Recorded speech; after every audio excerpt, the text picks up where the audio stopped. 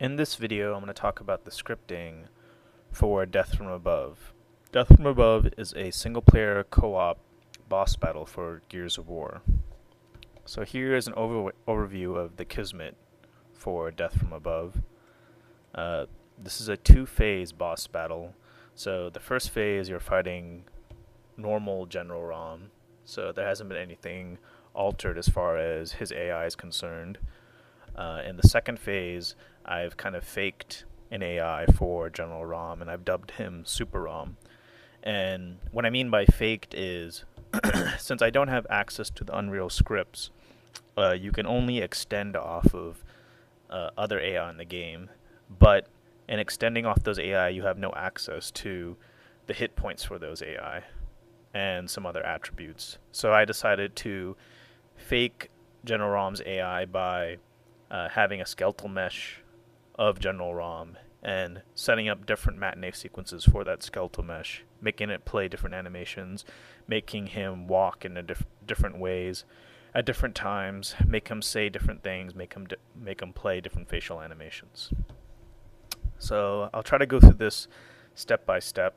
I have basically different modules that I've commented off to try to make it easier to digest what I had done and what the flow is kind of for Death from Above. So we'll start at the beginning here.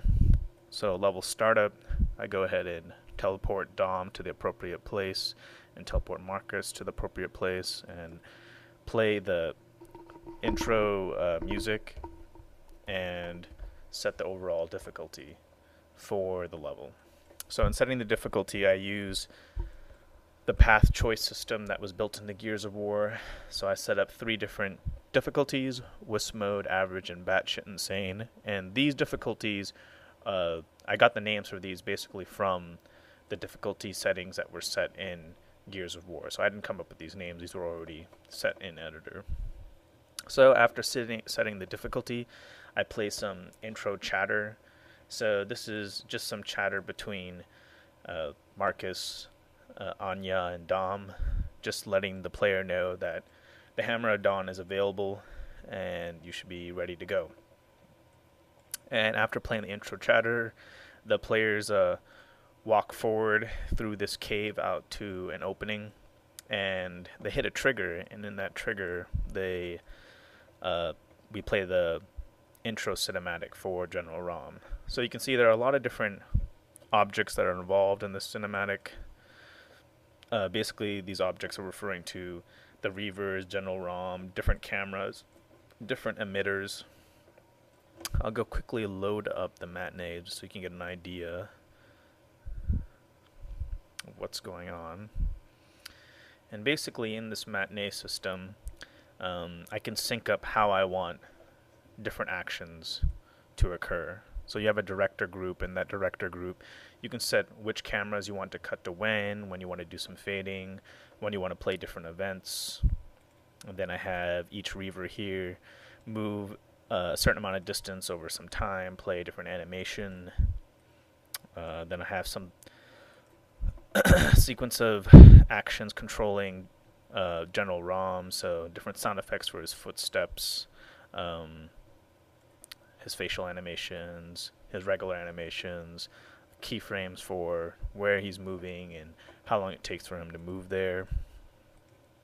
And I have some animations for the cedar, the hole that breaks up, of course different cameras if they move at all, and different emitters that are involved with either the Reaver or the cedar, etc.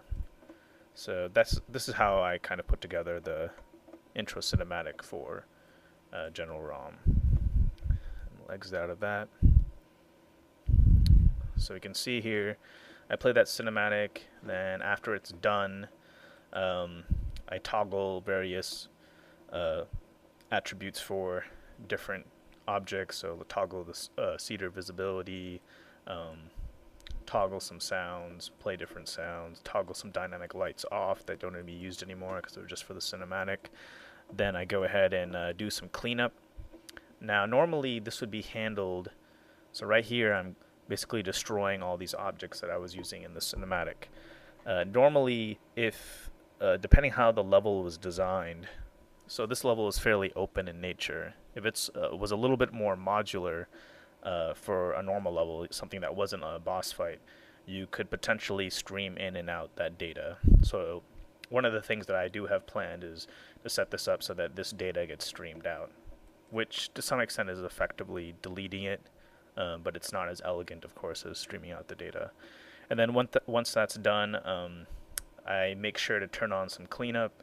So as you'll see later on during this explanation, I'll go into more in depth on why I have set this cleanup every 30 seconds, because I am basically spawning and deleting many objects at one time.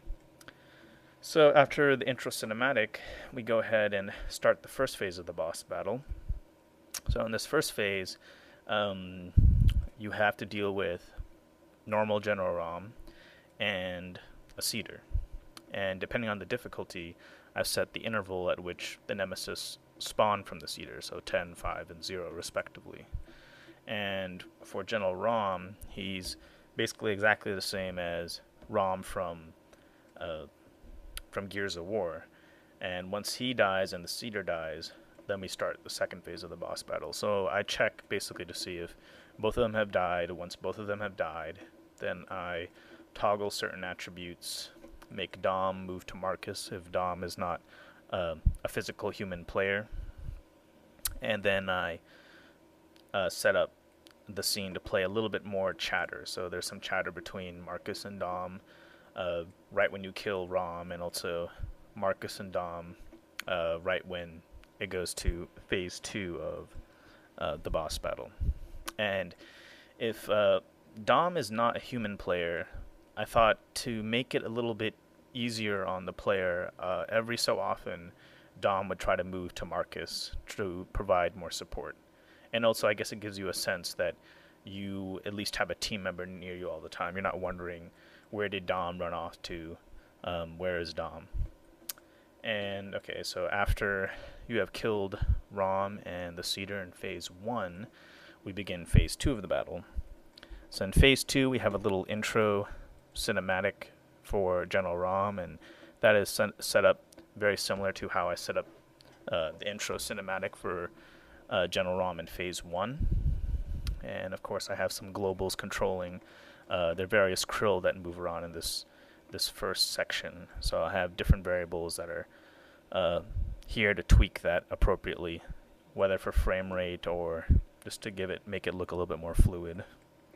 So after I summon RAAM, I play RAAM's intro music, and then I go ahead and spawn some Berserkers, set the difficulty for my version of RAAM, and start RAAM's movement. So for spawning the Berserkers, I've kind of developed a little complex system here for managing the 2 to 3 Berserkers that will be roaming around the map. And now these Berserkers, they spawn from random points depending on which side the player is, or more specifically which side the player has aggro. And I'll get back to the aggro system that I developed. And depending on which point they spawn at, we'll go ahead and check if that particular Berserker, so I have a reference to a particular Berserker, check if that Berserker is still alive. If that Berserker is still alive, then we'll go to the next sequence. I'll handle Berserker 2 or Berserker 3. So for here, we'll just assume that Berserker 1 is dead. So I'll go ahead and spawn him, set his difficulty according to the difficulty setting you set in the beginning of the map. Now these Berserkers charge out of these kind of caverns that they spawn from. So I'd set up just a simple sequence for making them charge out of that area.